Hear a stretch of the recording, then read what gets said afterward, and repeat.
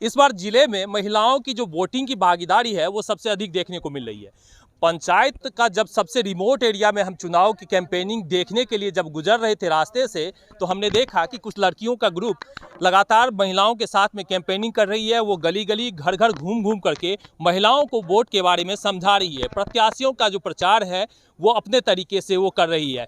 हमें यह देख के बहुत ही सुखद अनुभूति हुई कि आज जब बिहार की राजनीति की जब चर्चाएं होती है तो बहुत सारे जातीय समीकरण और जातीयता की बातें आती है। ऐसे समय में लड़कियां और महिलाएं अब कैंपेनिंग में भी खुलकर भाग ले रही है। हम इस दृश्य को देख के रुके और कुछ लड़कियों से बात करने का भी प्रयास कर रहे हैं। आखिर खुलकर राजनीति में भाग ले रही हैं और कैंपेनिंग कर रही हैं, कैसे लग रहा है? हमें काफ़ी अच्छा महसूस हो रहा है ये करने में। हमें गर्व है कि हम ये लोग ये कर पा रहे हैं लड़की होकर के, क्योंकि आज तक कभी नहीं देखे थे जो किसी के भी घर की लड़की जाती है वोट मांगने के लिए। इसलिए हम लोग कर रहे हैं और हमें बहुत अच्छा लग रहा है। और हम लोगों को सिलाई वाला प्रशिक्षण दिए हैं, बहुत कुछ कर रहे हैं। ये औरत के लिए और महिला के लिए करते हैं सब कुछ, इसलिए हम लोगों का भी कुछ फर्ज बनता है कि अगर वो कुछ करेंगे तो उनको तो कुर्सी चाहिए, कुछ चाहिए तभी तो कुछ करेंगे।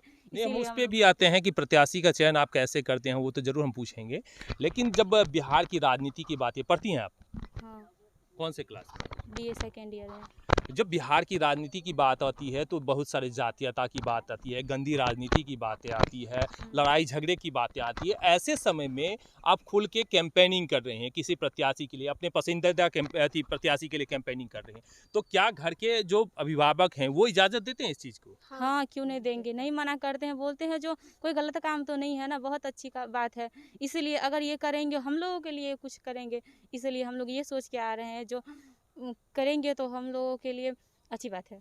तो राजनीति में चाहती हैं कि बदलाव होना चाहिए, अच्छे प्रत्याशी आना चाहिए। हाँ, बदलाव होना चाहिए, क्योंकि कोई आता है तो पापा के मम्मी के नाम पे देता है, शौचालय देता है, इंदिरा आवास देता है, घर देता है। हम लड़कियों के लिए कोई कुछ नहीं करता है, चाहे वो मेरे पापा ही क्यों ना हो, कोई कुछ नहीं करता है, इसलिए हम लोग आते हैं। तो ये डॉक्टर साहब लगता है कि लड़कियों के लिए कुछ काम किए हैं, इसलिए आपको उनके पक्ष में कैंपेनिंग कर रहे हैं। वो मतलब कि मम्मी पापा के लिए भी करते हैं, हम लड़कियों के लिए भी करते हैं, क्योंकि कोरोना टाइम में उन सबको अनाज वगैरह दिए थे तो वो सबको दिए थे। और हम लड़कियों को सिलाई सिखवाते हैं। मिथिला पेंटिंग का फॉर्म हो रहा है, अभी स्टार्ट नहीं हुआ है, भरा रहा है फॉर्म। उसके बाद ये हो जाएगा तो हम लोगों को बोल रहे हैं हाँ, मतलब कोई भी महिला बैठी नहीं रहेगी, सबके लिए रोजगार होगा। तो महिला के लिए जहाँ पे हम लोग देखेंगे जो हाँ भाई हम लोग बैठे नहीं रहेंगे, कोई सोच रहा है हम लोगों के बारे में। आज तक कोई भी मुखिया आया तो सोचा नहीं है हम लोगों के बारे में, ये सोच रहे हैं, इसीलिए यही सोच के हम लोग आ रहे हैं। क्या लग रहा है कि मुखिया जो पंचायत का सबसे निचला सरकार माना जाता है, सबसे नीचे स्तर का सरकार माना जाता है, वो इस बार लड़कियों के लिए सोच रहे हैं? हाँ, सोच रहे हैं। लग रहा है कुछ बदलाव करेंगे, कुछ काम करेंगे ये? हाँ, करेंगे। कैसे, आपको कैसे लगा कि ये काम करेंगे? क्योंकि जीतने से पहले इतना कुछ कर रहे हैं तो जीतने के बाद भी कुछ करेंगे हम लड़कियों के लिए। आपको क्या लग रहा है? आप हाँ, कुछ करेंगे। कैसे लग रहा है कि कुछ कैसे लग रहा है? मतलब बहुत अच्छा लग रहा है। मतलब और जो है कम महिला उनके लिए भी बहुत कुछ किए हैं और हमारे लिए भी किए हैं, तभी हमारी मम्मी पापा इनको इजाज़त देते हैं कि इनके साथ जाओ, मतलब अच्छा काम करते हैं तब ना आने देते हैं, ऐसे तो जाने नहीं देते। तो पंचायत जैसे अभी आपने बताया कि आप लोग बता रही थी कि प्रशिक्षण देते हैं, ये तो पंचायत के जो मुखिया के पास में तो पावर है नहीं। वो तो फिर फाउंडेशन से या फिर निजी फंड से ही कर पाएंगे।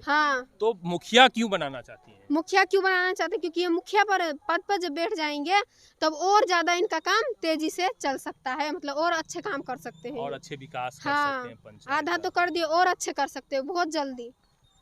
तो ये लड़कियों को लग रहा है कि पंचायत की जो निचले स्तर की सरकार है, जो सबसे ज़्यादा निचले पायदान पे जाके काम करते हैं मुखिया जी, वो जब चुनाव जीतने से पहले लड़कियों के लिए कुछ कर रहे हैं तो उन्हीं को चुना जाना चाहिए। क्योंकि जितने भी प्रत्याशी चुनाव मैदान में आए हैं वो माता पिता के लिए शौचालय, प्रधानमंत्री आवास और वृद्धा पेंशन की बात करते हैं, लेकिन ये एकलौते प्रत्याशी हैं जो लड़कियों की शिक्षा, लड़कियों की गुणवत्ता पे काम कर रहे हैं। उन्हें मिथिला पेंटिंग प्रशिक्षण, पेंटिंग बनाने की प्रशिक्षण, सिलाई मशीन चलाने का प्रशिक्षण दे करके स्वरोजगार की तरफ मोड़ रहे हैं।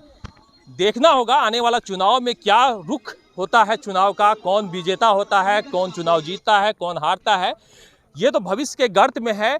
लेकिन ये जरूर है, दिलचस्प रहेगा यहाँ पे कि लड़कियाँ खुल के इस पंचायत में चुनाव की कैंपेनिंग करती रही हैं। मिलते हैं फिर अगले वीडियो में, तब तक के लिए चाहेंगे अलविदा, फिलहाल इतना ही।